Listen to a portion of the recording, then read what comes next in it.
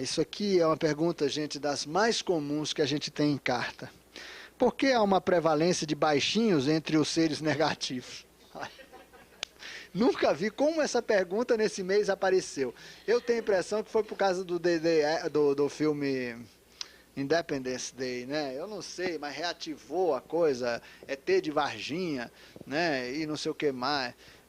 Na verdade, primeiro aqui há uma série de conceitos estranhos, né? A coisa do baixinhos, as criaturas de pequena estatura, elas não são sempre dinas, não são sempre intras. Quando a gente estudou o reino humano, a gente viu isso. É interessante que algumas dessas pessoas que escrevem e fazem essas perguntas, elas têm as fitas. Eu não consigo entender por que fazem as perguntas, né? Ou elas não estão vendo as fitas, ou não estão pensando ou estudando realmente o que querem saber. Acho mais fácil escrever de novo na expectativa de que eu responda, né? Mas acho importante as pessoas... Primeiro, a coisa do negativo, né? Um conceito que a gente já trabalhou inúmeras vezes, né? Na estrutura do reino, o grupo Jina,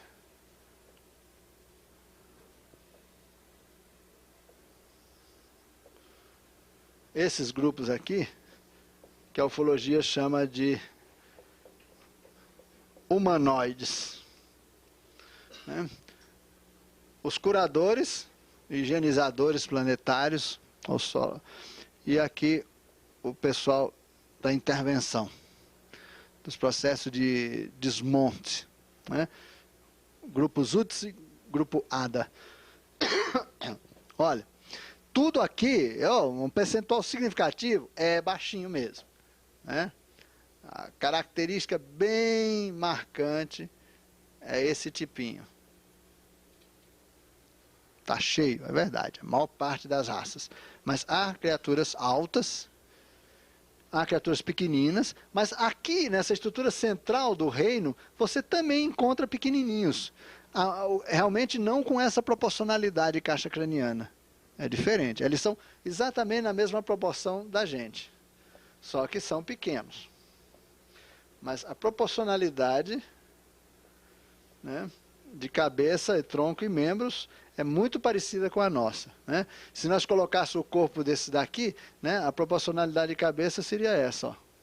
É a proporcionalidade de uma criança. Vocês já notaram que uma criança tem uma cabeça muito grande quando nasce, comparada com o tamanho do corpo?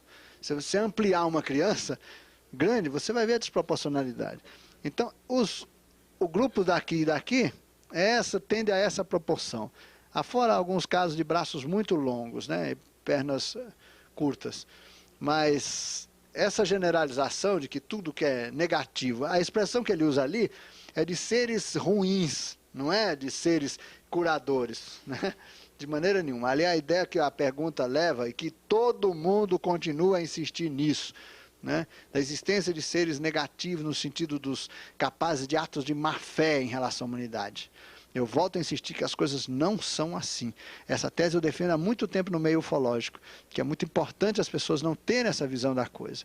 Nós vamos encontrar criaturas que vão apresentar comportamentos estranhos, vamos encontrar. Mas veja, os comportamentos são estranhos na relação que se estabelece com a gente. Não são estranhos por uma vontade própria, né? Eles estão cuidando dos interesses deles, que podem eventualmente ser conflitantes com o nosso. Isso sim, né? Mas pode haver entendimento. Pode haver entendimento. Não há ação de má fé. Embora você possa encontrar, por exemplo, grupos que estão em processo de desaparecimento, desestruturados socialmente, com lideranças já fortemente desarmonizadas, que em função da desarmonia da Terra, entram no sistema. Entram e aqui podem exercer uma série de prerrogativas que eles têm, que podem eventualmente não ser prejudicial. Isso não é negatividade nesse sentido. Eu insisto porque os espaciais não trabalham com esse conceito. Não trabalham com esse conceito. Nós podemos falar de atos de má-fé de nós mesmos, né? Nós, os nossos desencarnados, sim. Esses tramam. Eles têm consciência do negócio, bolam o lance e falam, vamos faturar aqui. Isso tem, né? Aí eles podem, eventualmente, serem vítimas de certo tipo de sociedade meio pirata que existe no plano espacial. Sociedades, por exemplo, que demandam grande quantidade de ectoplasma. Essa sociedade ocorre entre desencarnados organizados nessas corjas diabólicas e realmente esses outros grupos que demandam ectoplasma. Como o grupo de desencarnados tem a capacidade de levar grandes grupos ou pessoas à desarmonia, e isso libera ectoplasma, interessa para os que mamam ectoplasma. Então, essa sociedade aí, essa simbiose, é perfeitamente possível e isso ocorre. Ocorre entre os dissidentes e os desencarnados terrestres. Então, tirem da ideia da cabeça, eu espero que esteja sendo, certamente está gravado, a expectativa é de que as pessoas compreendam isso de uma maneira diferente. Não há ações de má fé nesse sentido. Existe, se você chegasse aqui e perguntasse, a humanidade da Terra é boa ou má? Nós somos bonzinhos ou dos malzinhos? É uma classificação complicada para fazer, né? Eles não são baixinhos, nós temos a proporcionalidade dos seres que normalmente nós aceitamos como bonzinhos.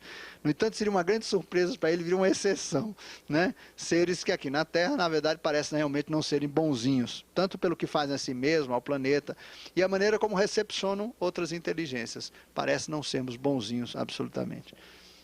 Vamos tirar isso da cabeça, gente. Aqui existem baixinhos também, e baixinhos às vezes até bastante ásperos para a gente. E, no entanto, são seres daqui do tronco central com a nossa proporcionalidade. Como você tem aqui, por exemplo, seres encantadores, tanto desse lado quanto desse lado. Todos os seres que trabalham, por exemplo, no campo da cura, são incrivelmente doces. Têm um olhar sublime, são criaturas pequenininhas de cabeça grande também. Com um olhar muito doce, muito puro.